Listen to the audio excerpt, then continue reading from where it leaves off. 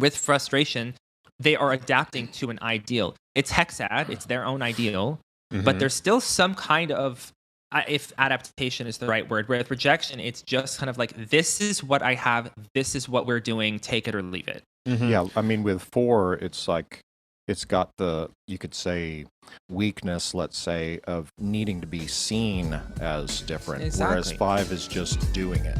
Right. Yeah. Right. Exactly. It's just cut off. Cut-offness is a sense of differentness. And I'm only seeing you as a person to the extent that you need what I have. The Big Hormone Enneagram.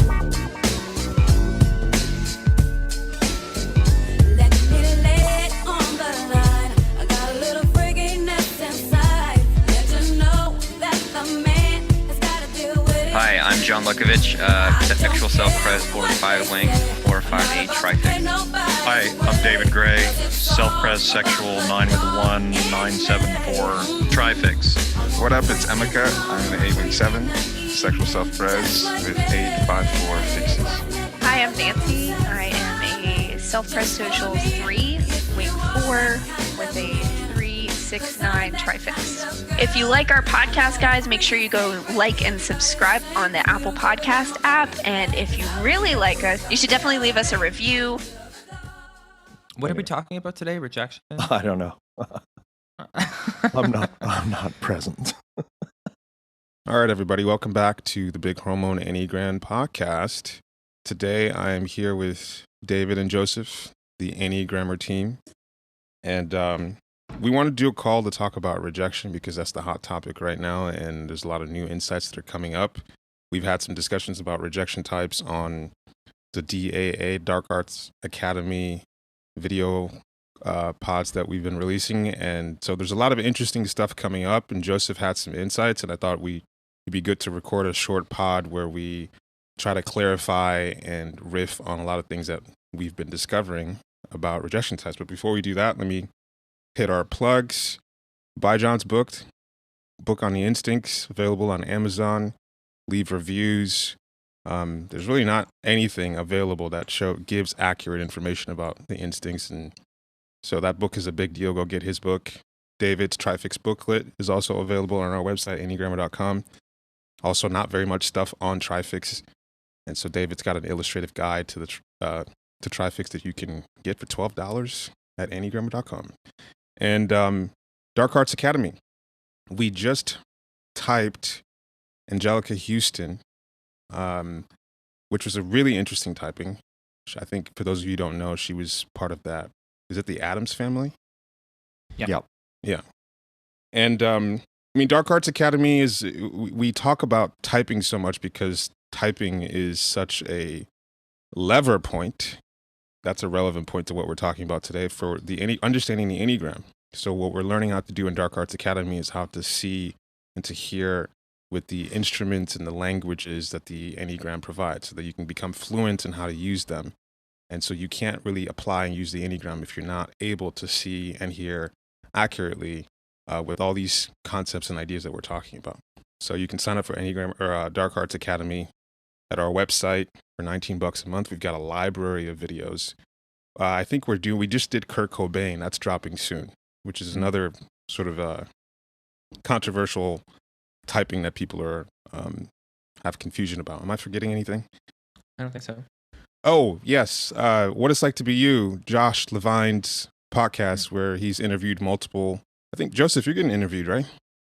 Or you have been? Yeah, he had to cancel the appointment because he found an apartment in New York, and we haven't rescheduled it yet, but eventually, yeah. Okay. He's done 9 interviews, and 3 of them are David, myself, and John. And so it's a great way to get a deep dive into some of these types. And Josh is a incredible is generous. I mean, he's great.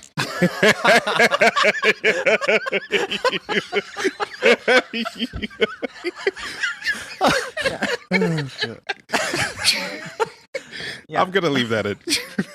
Yeah, I was like, whoa. Incredible. No, Josh is great.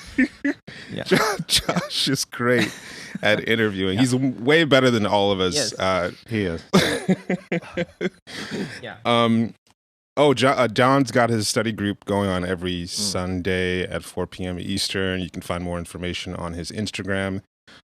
It's he's doing a study group to study different aspects of his book. I think he goes through certain passages and certain chapters. So if you have read his book and you want a deeper study into the concepts in his book, you can sign up for his study group. It's $15 a class, or $15. He still has videos available for past classes. So many different ways to get involved with the Enneagram. We're just pumping out so much good shit for y'all. Like, get in where you can. I mean, whatever budget you've got, we got something for you.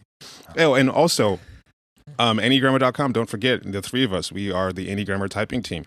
And if you have any confusion, besides watching us type people on the Dark Arts Academy videos, you can get a discount through that membership and get a typing, and get the three of us to type this. Part of the reason why we're so accurate is because we do this as a team. I'm pretty accurate by myself. David's pretty accurate by himself. And Joseph's pretty accurate. But together, three sets of eyes, the accuracy just levels up exponentially. And so we type as a team, and we have all these distinctions and methods that we've developed to get more and more accurate. That's what we do, is discovering new ways to see the types. And so if you're wanting some more clarity on your typing, you can order a typing at Enneagrammer.com. All right, so the conversation that I've been having with myself and with my friends about rejection is started off kind of thinking about sexual aid and sort of the overexertion of sexual aid to occupy attention. And I was trying to get a little bit more nuance as to what rejection types are doing. And what I think I said that started off the rift that where the three of us was discussing, was that I don't really need to occupy your attention. That's not what eights are really going for. Is that they're looking to find the lever points in the dynamic. So the part of the corner of the attention that matters. And I think some people have talked about, like, what does indispensable mean to a rejection type? And it's sort of like looking in in any situation for these lever points that could completely change the dynamic or control the dynamic. So I don't have to do very much to have like a huge impact on what's going on. And it's especially relative to your dominant instinct, right? Yes. So, like that. Yeah. And I think, Joseph, you had some really cool thoughts about, like, your impression of rejection types as, like, either an absence of something or feeling used, or both of those things. Yeah. I mean, frankly, I don't remember anything that escapes my lips after it happens. But I think what I was saying was that my feeling, because I don't have a lot of rejection in my own typing and even in the people in my life, it's been something that I've been trying to feel into. But what I sometimes feel is that with attachment, there's this sense that there's a constant attachment game that keeps getting played, and it's an interactive game. And on some level as well, with frustration, it can be this interactive. It's not as interactive as attachment, but it is this game that can continue getting played. Like, there is always, we can keep chewing on something. Let's keep being frustrated. Let's keep pushing that ideal. But with rejection, it feels like there's not so much just a wall up with that lack. It's like there's an actual missing piece of something that you need to have some kind of human interaction. So, with two, for example, it's the fact that, like, they are only doing care from the perspective of the system of care that they are doing, and they're not adapting to you, say, the way, I don't know, an attachment type would. And so the feeling of being used, I mean, it's at its worst, I think rejection can make somebody feel like because all the rejection types, like you said, have these leverage points, like you need care from me, or you need strength from me, or you need information from me. Because they have these leverage points, you feel a little bit used, and you also feel like they're not so much looking to you and asking you what you want. Yeah.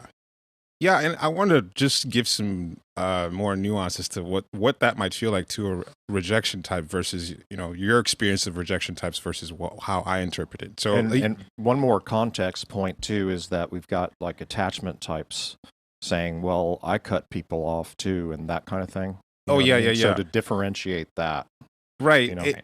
I think the best way I can describe what's happening, because even when I try to understand rejection.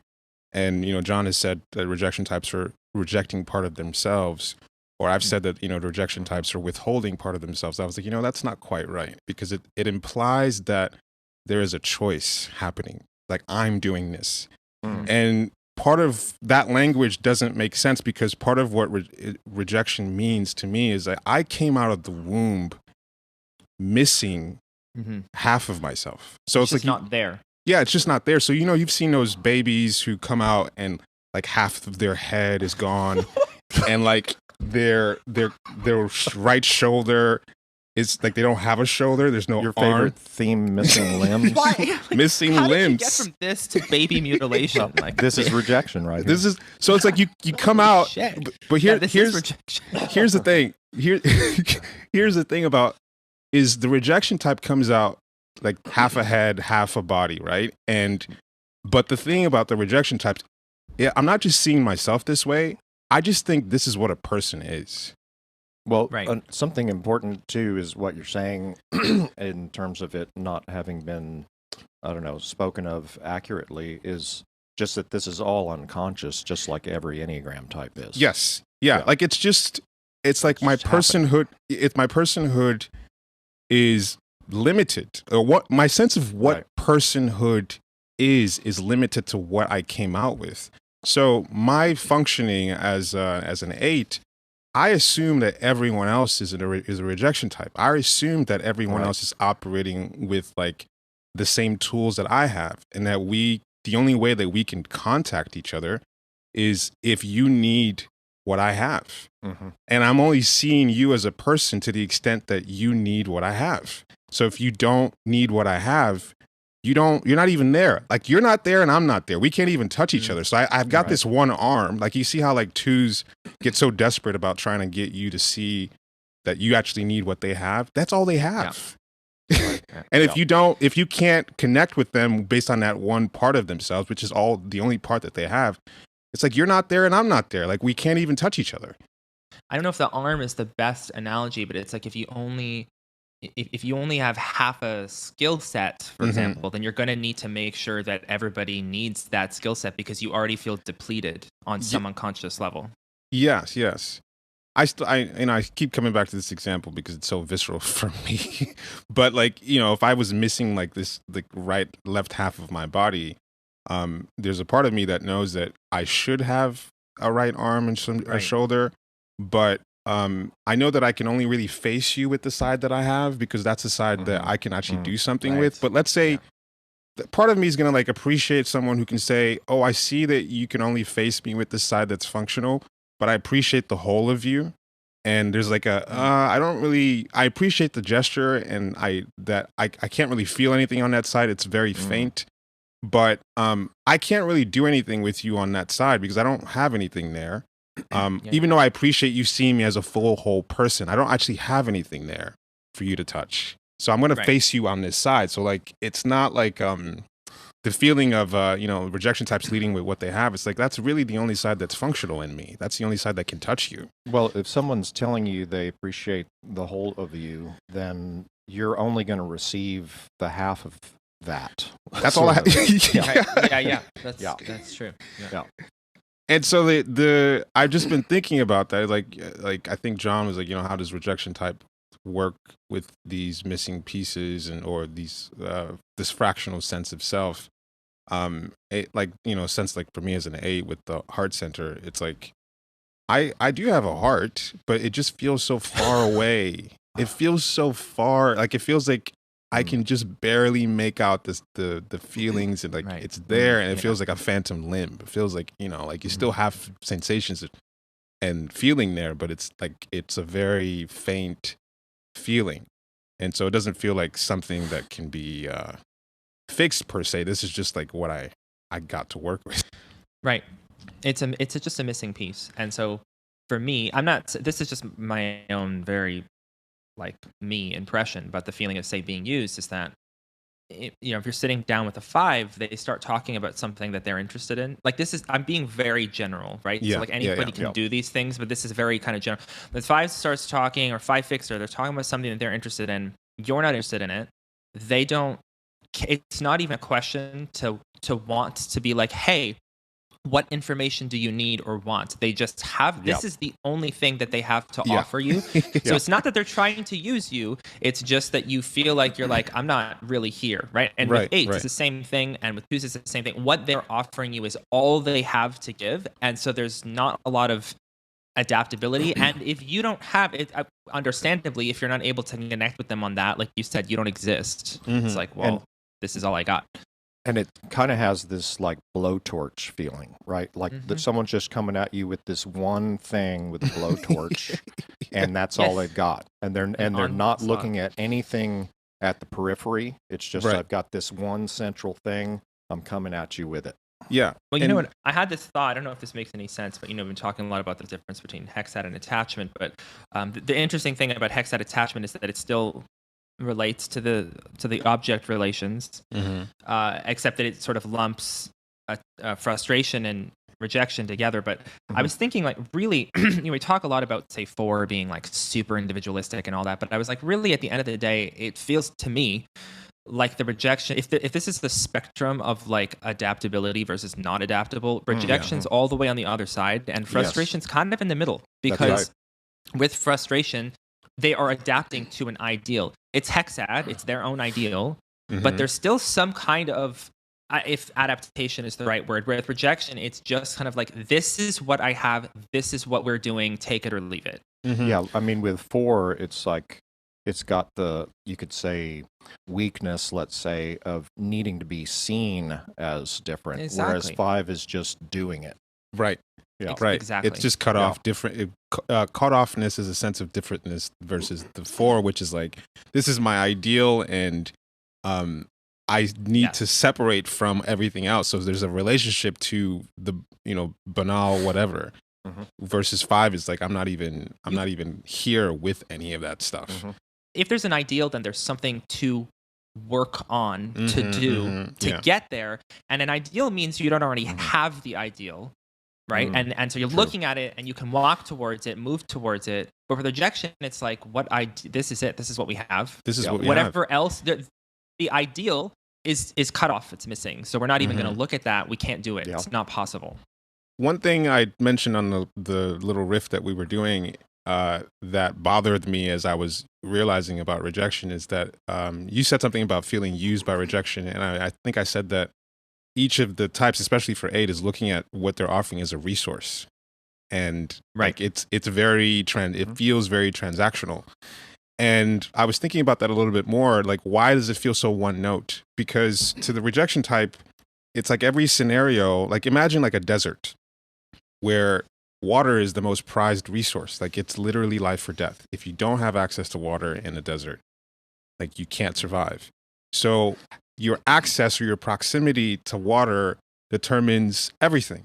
So as a rejection type, what I can do in relation to water becomes my entire existence. So for example, an 8 might say, I need to have control of that oasis or that well. Or if you're a more subtle 8, you'd be like, I need to have control of a transport system to that well. Or if you're even more subtle, you could be like, I want to create an underground transport system that nobody knows about, that only I have access to, and I'm going to charge people this much money to get to that well. And so you can see how all the different rejection types might be strategizing as to how to provide this invaluable resource to everyone. Like, maybe let's say like a 5 would figure out like a system to turn like your urine into drinkable water in the desert. And so it's like each rejection type ends up having the resource that they've based their entire personality around. And so in a desert, if you're not talking about water, what the fuck are you talking about? Right. That's the rejection point of view. Like, if you're talking to me and you're not talking about my little method or, transport system or whatever I've devised as to get you more water, why are you talking to me? Part of our previous conversation was my overlaps thing with self-pres social over 8 and self-pres social being the business person stacking. Oh, yes. Yeah. So that was interesting. The commodity provider. Yes. Yeah. And I think I mentioned that that 8's, this sort of dynamic that rejection types have lends itself very well to business, like 8's and 5's and even 2's, like the Kardashian empire is run by the SPSO2 mom. She's the one who masterminded Kim Kardashian's whole sex tape becoming such a huge, career starter for her, if you want to call what the fuck she does a career. Right. Yeah. But like they're making billions of dollars, and that's not something that just happened for no reason. Somebody masterminded it. So two, even my mom, highly enterprising person. My mom is one of the harshest negotiators I've ever seen. Like just like that stereotype of the African mom who just will fucking rob you. And so there's been a couple 5 and 8 very intense. Oh yeah. 5 and 8 billionaires that are out there. Like, this way of looking at things is very it lends itself to business very easily. Yeah, I'm the only channel through which you can get this thing. Mm-hmm. Yeah. Well, it's also saying that we can only really engage each other unless we're exchanging and negotiating based on this thing. Like we're not talking about, how's your day going, me? Like we're talking about this resource. What were you saying, Joseph? Like every type on some level has this deep fear that they're like, I don't know, that they're going to die or that they don't exist or whatever, right? We're all trying to like show up in the world and be like, this is my place, this is my purpose. Like not just in a social context way, but like even just to yourself. With rejection types, it's like if you need to have leverage, there's some deep part of you that knows you're only half a person. And so you have to make sure, like if you're only half a person, then you're more at risk. You have to make sure that half is being used to the best of its ability. Yeah. Interesting. Yeah. And even 5 is not even half a person. They're not a person at all. It's just just a head. Just a head. Just an alien insect within a head. I mean, it's true though, right? Because when I'm thinking of this, it was, it sort of was dawning on me as we were watching that fucktard Andrew Tate, because there was that video where he was freaking out about with that woman about how he like needs his woman to be at home or whatever bullshit he was spewing, and I just thought like, this is a person who is so insecure that they have nothing, that they need to make sure that they have all of these things around them and that they have control over them, right? And on some level that's like in a way completely subconsciously, but like what rejection is doing. Like I don't have anything, like I'm only half a person or I'm just a head or I'm whatever, so I need to make sure that this one head, this head needs to act as a whole person somehow. And but I know it's just a head.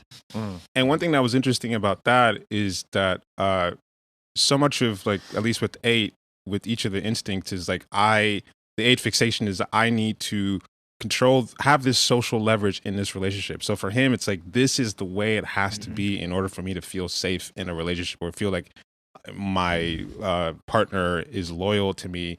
She has to stay home and not talk to any other people. And so it's grabbing onto this social leverage, a dynamic, one-way dynamic. Like this is what a relationship is. Well, one thing there too is, it's maybe obvious from what you're saying, but he's social dominant. So like, here's how relationships are supposed to be, right? It's controlling specifically the relationship. Right. Setting the terms. Yeah. And I guess what I was seeing is that you could apply the idea of what is an indispensable lever. Every rejection type is looking for a lever. And that's what you hang your hat on. So like for social 8, it's like this dynamic, this set dynamic is what a relationship is if you can't comply with it. And so I was seeing that for 8s, regardless of what the instinct is, the most important thing to look for is this rejection dynamic that's going to be applied into whatever instinctual dominant instinct that they have. And now you can see that with self-pres. It's like, it can be really pushy, as in this is how you do these instincts. So for sexual, for my approach to the Enneagram, it's like looking at typing as this really important lever. Like typing is like the water in the desert. To me, it's an indispensable resource, because without accurate typing, you can't get accurate examples of the types. You can't really make good insights. Like it gave birth to the group that we have.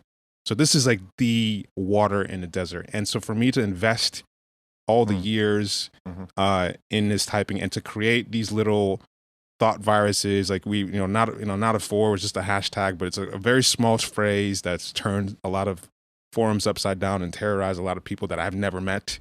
That's a fucking lever point. And typing is such a small, potent thing. And so what I think rejection types, me as a sexual 8, is looking for, I'm not looking to occupy or overexert myself to occupy your full attention. I'm looking for the potent piece, lever point that can change the dynamic. You can pay attention to lots of different things, but if you get touched by this little potent piece, like Enneagram typing or not a 4, you're going to have to reconsider your whole life. You know, that's what I think rejection types are looking for. That's sort of like these sort of lever points. I was thinking about, this might be slightly veering off of this point, but because you were mentioning too, like when we're doing our typing our clients, it's like, and we're doing overlay. It's like, even within there, let's just say that they're Bermuda, because this is where overlay really matters the most. It's like, are we seeing that triple frustration affect on a Bermuda, or a triple rejection, or a combination? And it works with wings too. So it's like, if you take, like say a type like, not all of the types are going to have one rejection wing and one attachment wing, but with 9 wing 8, there is this sense of like 9s are already asleep, and then 8's like, I'm not even a whole person anyway, so whatever. But with 1, we talk about how 9 wing 1s might register more anxiety or something like that. It's because 1 is saying, hey, there's room for something to get better here. But 8's like, fucking cares. I don't know. Like, it's just sort of, I'm tired, or whatever. I'm going to do whatever. I'm going to wear whatever, Yeah, that's a really good point. So it happens with the wings too, is what I'm saying. Yeah, it happens with the wings. That's something we could, I guess, talk about, is like what is the rejection affect? How are we noticing rejection when we're typing people? We just did a class on Kurt Cobain, and the question that we were trying to answer is Kurt Cobain a 4 wing 5 or a 5 wing 4? So is he a 4 or a 5? Is he frustration affect or rejection affect? So Joseph, like, what was your impression of watching him? How did he hit you?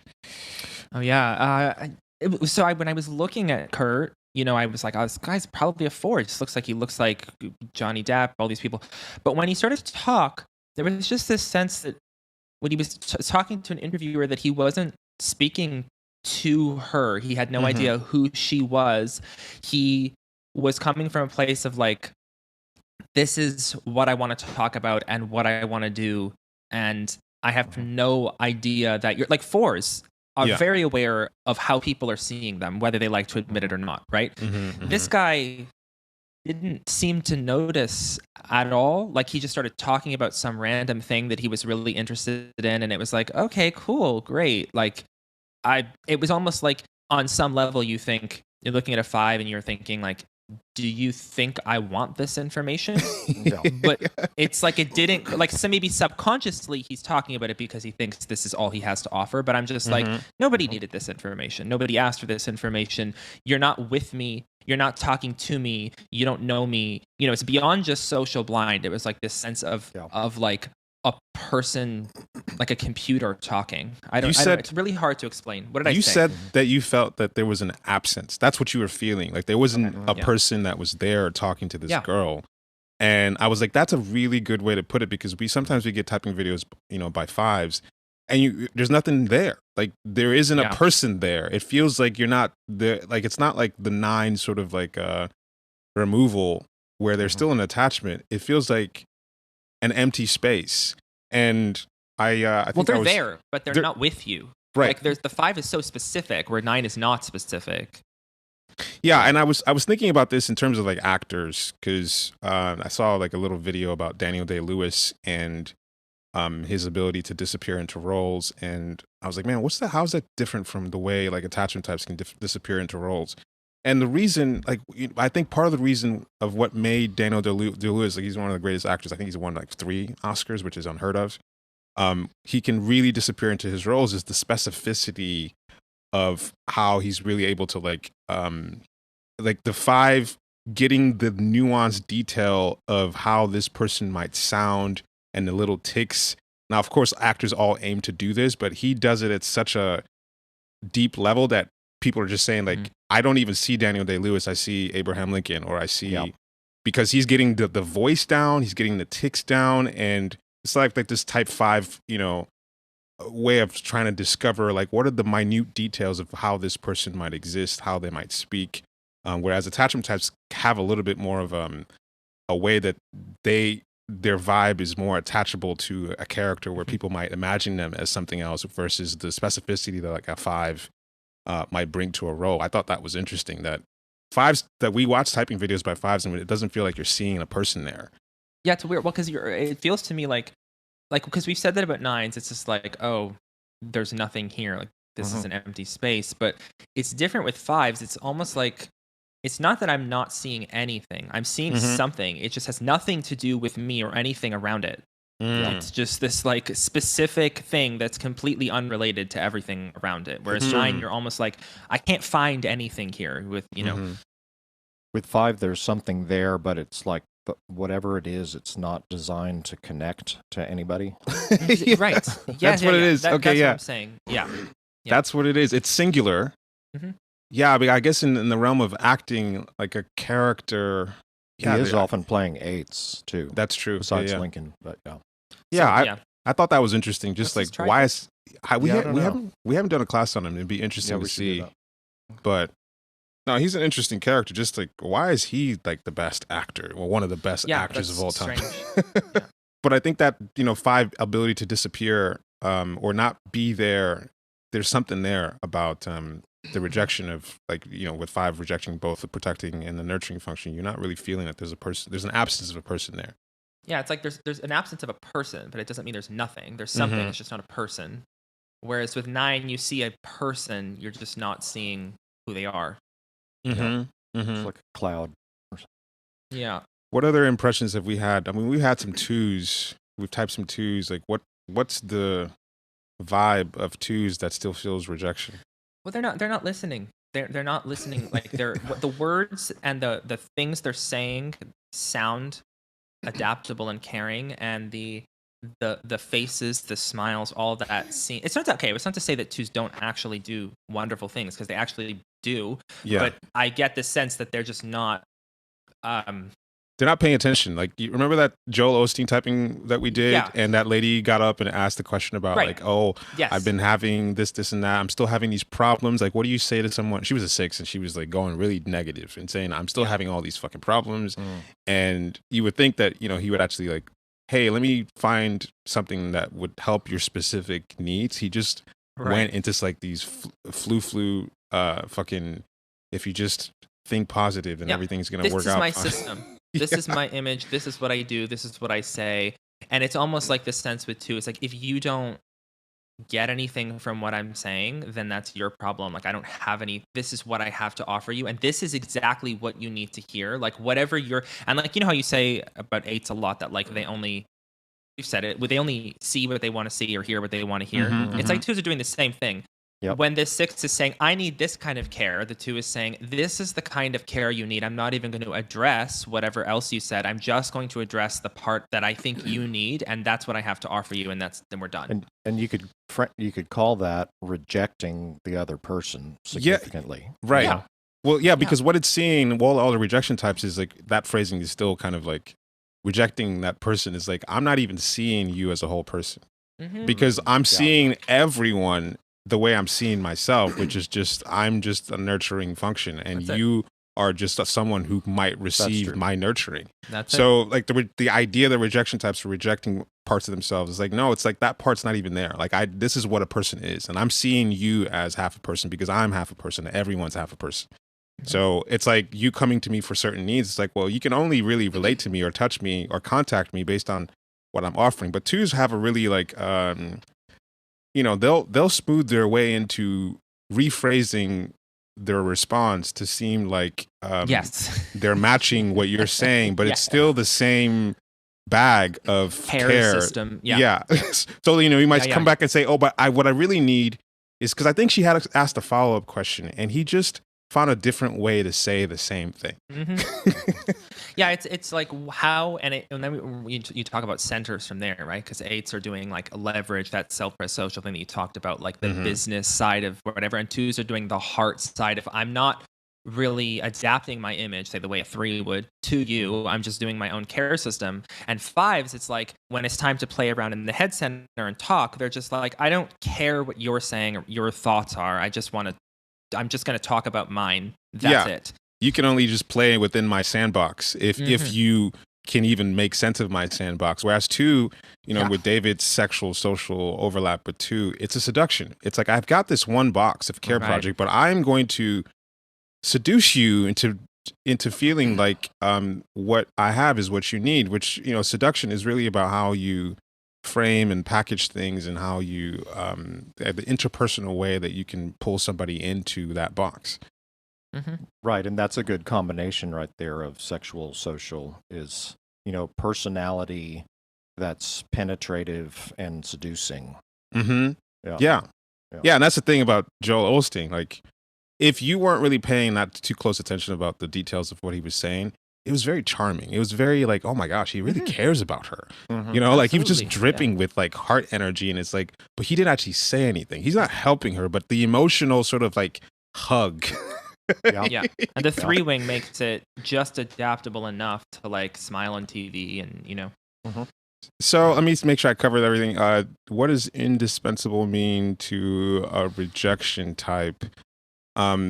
Maybe a better way to say indispensable is that, every system or every process has like points that are necessary.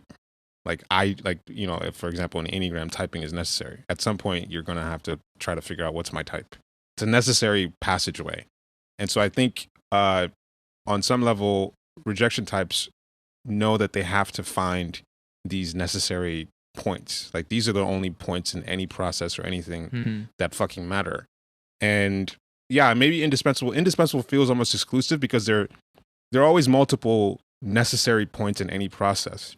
So I might latch onto one necessary point and make that my whole personality, but there's going to be multiple of them.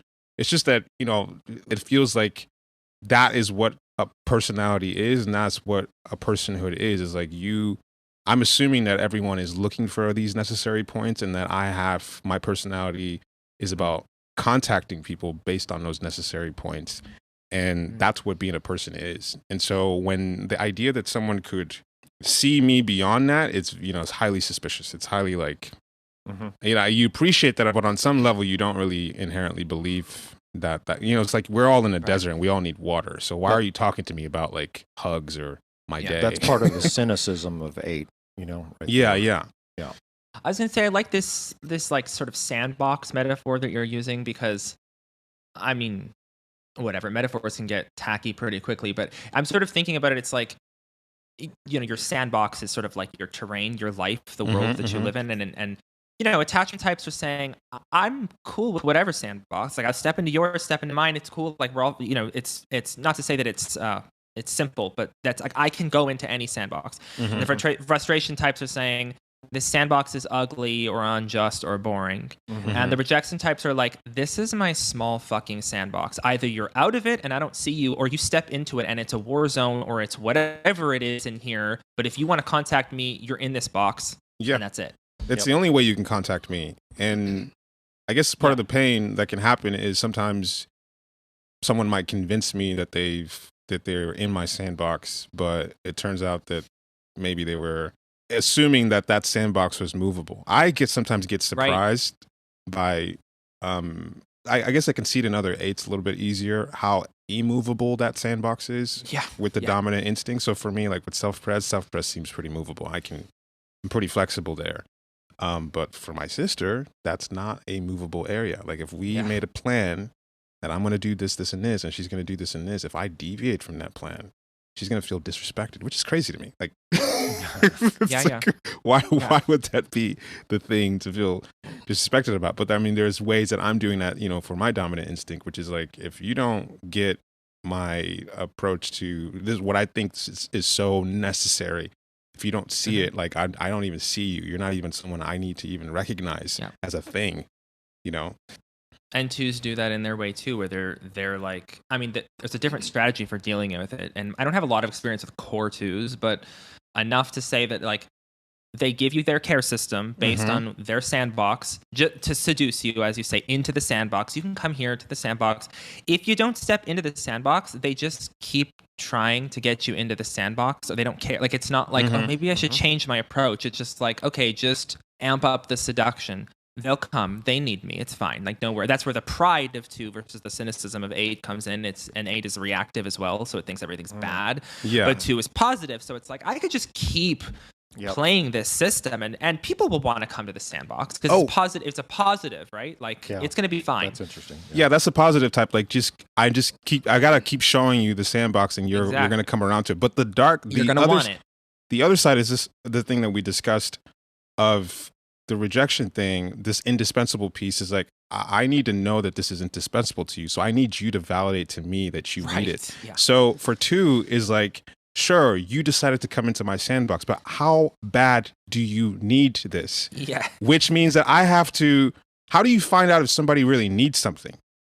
Like there has to be some kind of stake where how much you willing to give me for this? Or like if a 2 doesn't get the validation or the thanks, that's when they're like, well, this is not really important to you. They want to know that you really need this. And so that's for like an 8 with the reactive sort of like point of view, which is negative, is like, well, you don't probably want this, so I'm going to make this difficult for you. I'm going to put you through hell to find out how badly you need my necessary point, because if you really need it, if I'm the only transport system to the well in the desert, I will curse at you all day. I will make you go through hell. You're still going to come through this fucking transport system, because where else can you go?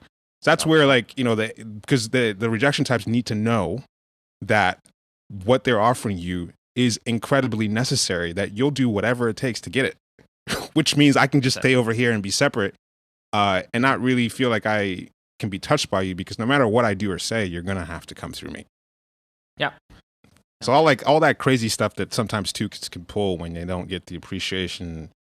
Totally, yeah. It's kind of like, well, you're not even feeling that what I'm giving you is really that important to you. Like, they really want you to appreciate what they're offering. But they're still smiling. Like, they're still, of course. and on some level, just because, the positive type, like on 8 on some level is a negative type or reactive type. So it's like, I know this isn't going to go well, so I'm going to make sure right off the bat that this is difficult for you in some way or whatever. You know what I mean? Like, let me just make sure this is a dog-eat-dog world. This is how we play it.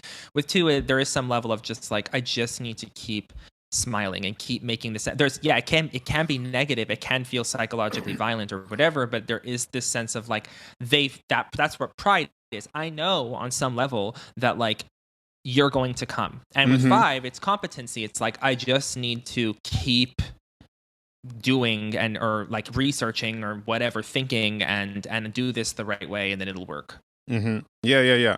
With 2, it's like, you need my heart space, you need my emotional support, right? So that's a big piece of it, is like, I'm pumping your heart or something. Yeah.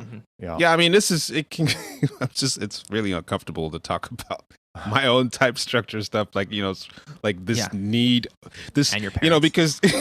Because it's like 2, it's so obvious, like, 2s need you to need them, but like all the rejection types need you to need them. That's the fucked up thing about it. It's like, I have to have this necessary place in a role in your life, and that has to be validated. So a lot of the things that these types are doing in their own different ways, in their own different centers, are about ways to trigger or get that sense of validation that their place is fucking necessary. So I'm like, an 8 might just be an instigator and terrible, but it's like, if I'm occupying a space that's necessary, you're going to have to put up with my terribleness. And that sort of validates to me that you're not going anywhere. You're hostage to what I'm offering you. Yeah, and part of what I'm getting at is, like, Joseph, you mentioned the smiles and the ingratiation and all that stuff. That's emotional sustenance stuff. Yes. Yeah. Right.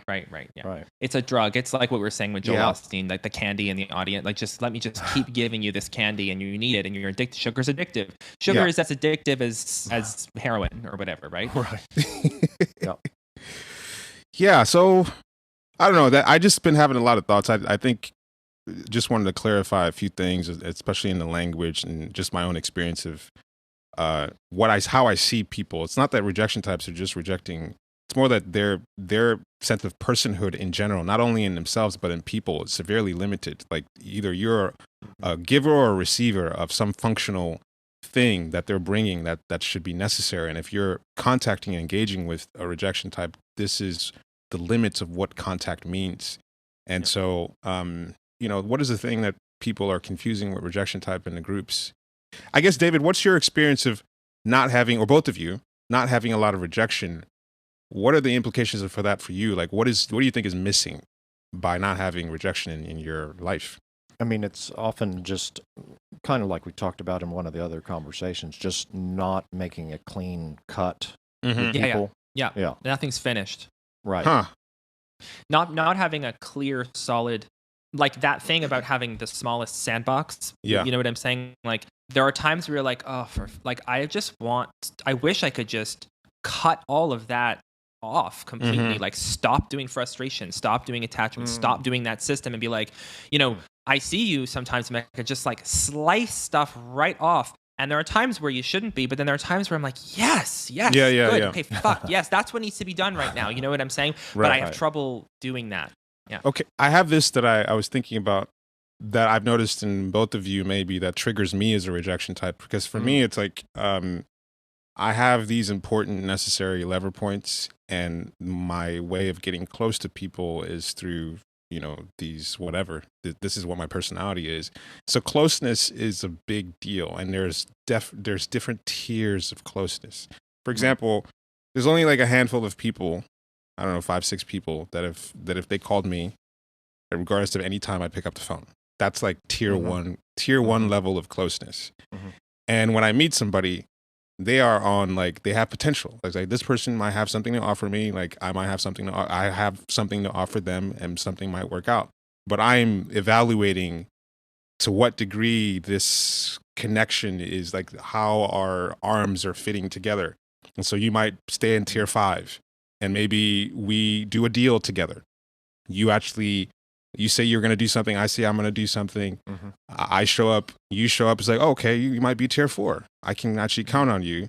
Maybe something happens. You go back to tier 5. And so what triggers me is like there's these different tiers of closeness, because it's a big deal. Like this is kind of like I have this, thing that I've crafted that might be useful to people, and this is the way we become close. And I'm only seeing you as a fractional person, and the closer you get to the center, the more I see you as a full person. And the more I care about you as a full person. So what I care about is a big deal. So sometimes I notice that you guys might insert somebody who to me is on like outside tier 5 to try to put them to what I consider to be tier 3, which might be a conversation. Like people I even care about what you have to say. So that's why it's so easy for me to disregard people, because there's only so many people I even care about what they think, like even what they have to say about anything. So like, why would I even talk to this person? Why would this person even be someone I would have a conversation with on the fly? I mean, I think I do that too, but it's more about frustration. It's more that I'm like, I'm already decided I'm frustrated with how boring and irritating and whatever and disappointing this person is.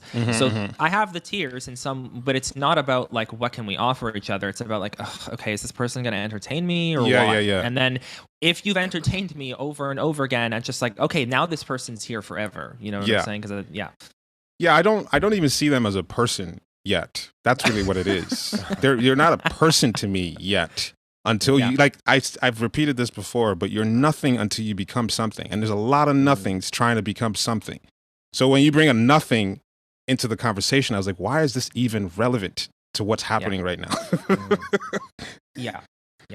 So that's why, it might feel like, oh, I'm just cutting people off. It's like, I'm not cutting people off. They were never in to begin with. They were never in, Well, it's not, okay, I don't think you cut, sometimes you make a choice to cut somebody off, but it's more like ideas, concepts. Like, where I'll be like, I'm upset about something that happened in the group or an email we got or whatever, and you're like, that's nothing. And there's nothing left to discuss for you. You're just like, it's not, I don't know why you even feel anything about that. And I'm like, you're right, but like, I still have this feeling that I'm like trying to work out, Here's the other piece of this projection thing is that things only really have the ability to upset me like once. Because once it upsets me, I get rid of that part of me. It's like it's gone. Yes. Like, so and that's what I wish I could do. Like, I just don't understand getting repeatedly upset. So if what happens with the group is, we've gotten people upset emails before. I was upset the first time I encountered that.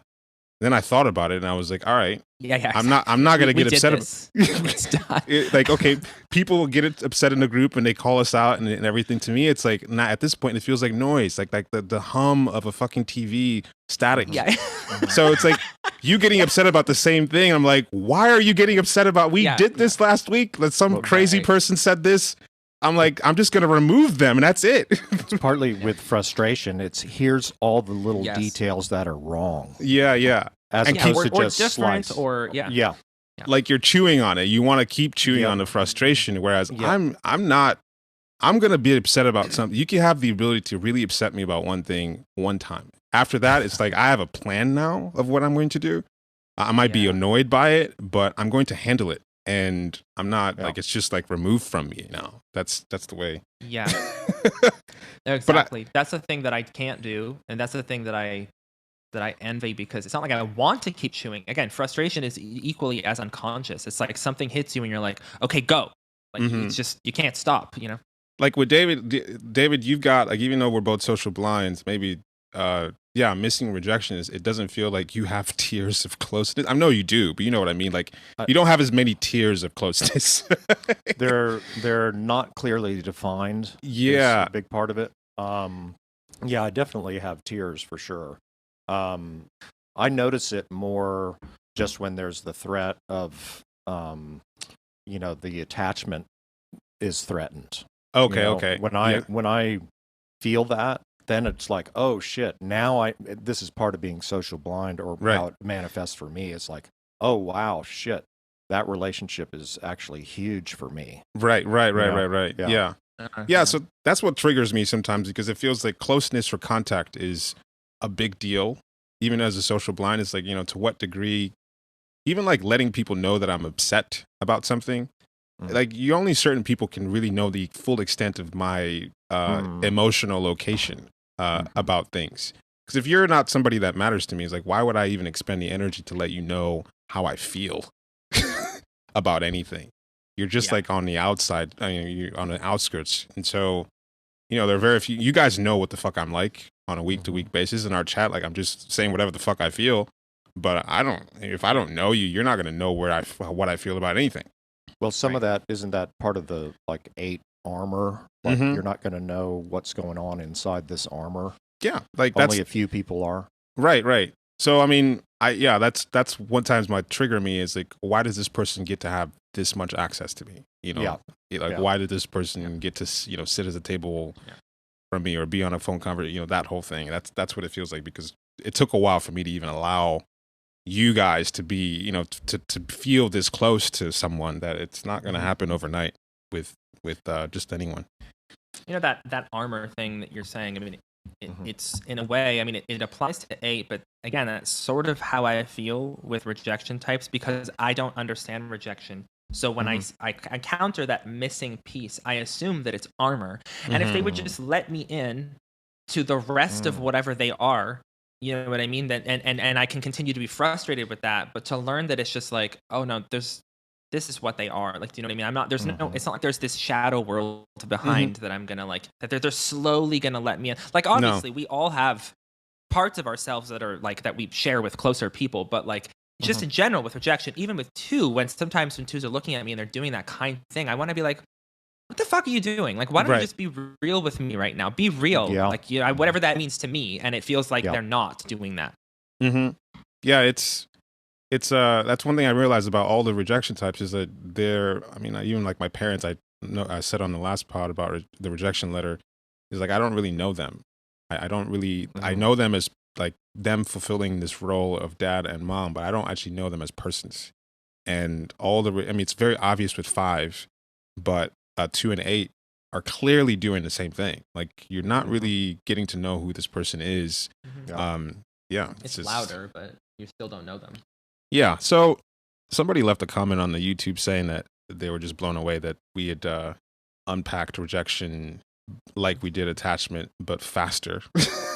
I was like, well, I mean, there's reasons for that, because I've got rejection stuff going on, and I think we can unpack rejection and frustration far more nuanced and faster than we did attachment, because attachment's a foreign country for us. So, and it's complicated. It's way more complicated. It's soupy. You know, right. You can't pull out the strands and see what it is. It's all stirred together. Exactly. And I still think for some people, I've seen frustration types relate to some of the stuff we're talking about rejection. Is like I think you have to actually hang out with somebody who's a rejection type. Yeah. That's true. It's like typing. You might say, "Oh, I think I'm doing that," but it's like you don't get it. Enneagram's all experiential like that, and that's why learning to type is such a big deal. Is you like, oh, okay, I see what's going on with this person in this video, like they're or in person too. If you're around a 5 or whatever, you have to experience this stuff. Yeah, even my own stuff. You know, 8's line to 5. I didn't really get it until. I don't really see 8 stuff in myself as easily as I see it in other 8s. Like, oh, this is what. Yeah. This is what, like, it just create, like, 8s are just doing this thing where you can't even, there's no mutualness, like, even, like, oh, we're going to do this together, and it just, like, it's just dropped suddenly, and I've experienced that with my sister. It's like, oh, I guess I'm doing that, like, even that sense of, like, oh, I want to do this for you, Emeka. It's like, what? You know, like, there's a little bit of, I'm aware of it now, but there's a little bit of, like, nobody does anything for me, you know, like, nobody does anything for me, you know, thing that's going on with the rejection types, all of them. It's like you don't get to help me. Like it's always going to be like, you know, I'm bringing something to you, and I'm just the part of me that can be touched by you for no other reason than to just contact me. That's not there. Guys, I have to go. Sorry, are we? No, it's all good. That's plenty. Yeah. We did plenty. I just wanted to get this stuff out because it was good. But this was good. Yeah. Okay, I'll see you guys later. Okay. All right, later. Goodbye. Bye.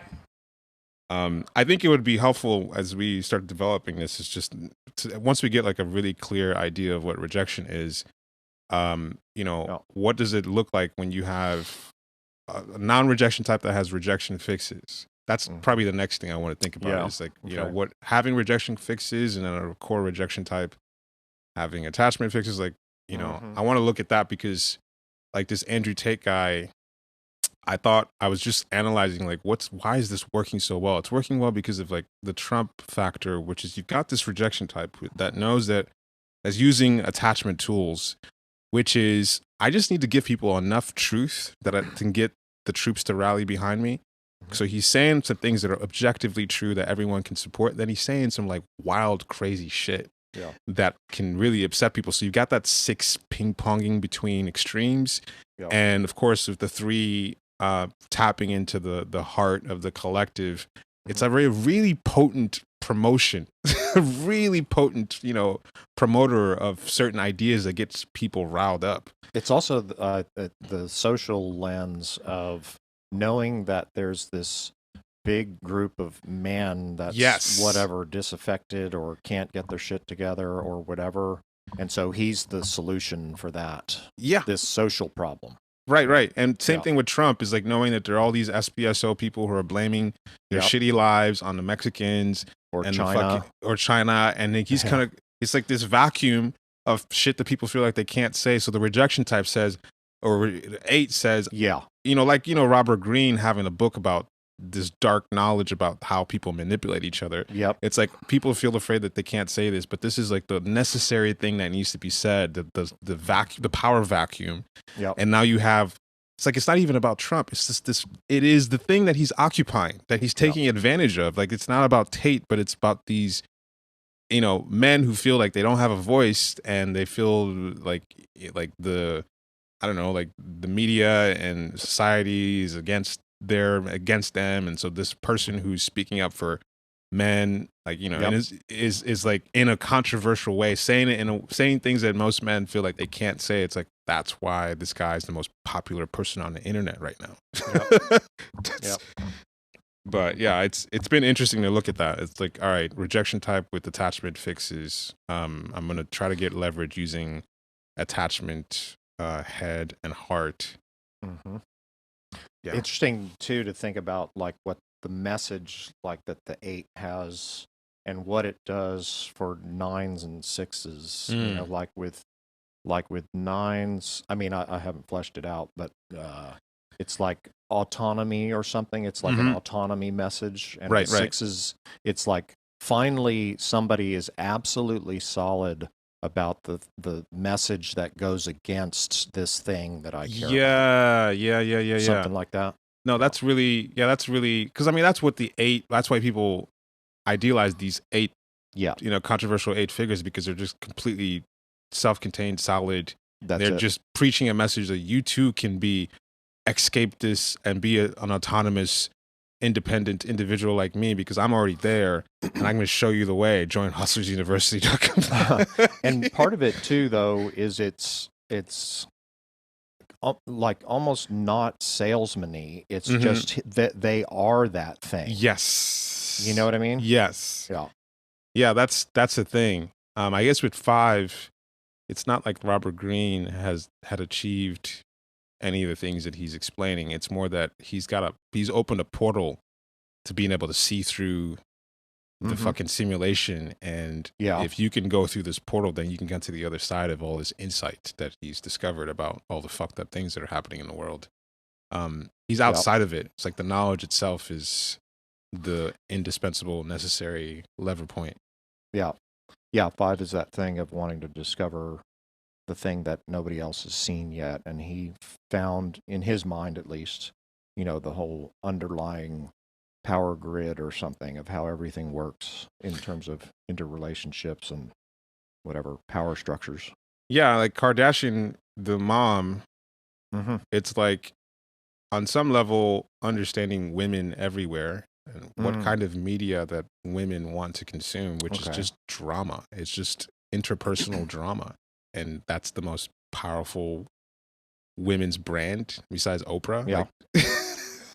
Yeah, it's reminding me too, again, of the sexual, social, and overlap of that. A big part of that whole Kardashian thing is the competition for the mate and being the most beautiful and being the central commodity, that men want or something. Yeah, 2s get that. Yeah. 2s understand, or even any 2 fixer understand that I have to be wanted. Yeah. I have to be desired. Yeah. No, I can tell you when I was younger, 2s would come to me, and it was well, I mean, sounds braggadocious, but it was around my looks, right? And it was that I was special in that way, or with my attractiveness, right? And they wanted to own that or manage it or somehow control it in some way. Yeah. Anyway. Yeah. Good. Okay, man. All right. Talk to you later. Talk to you later. All right. Bye.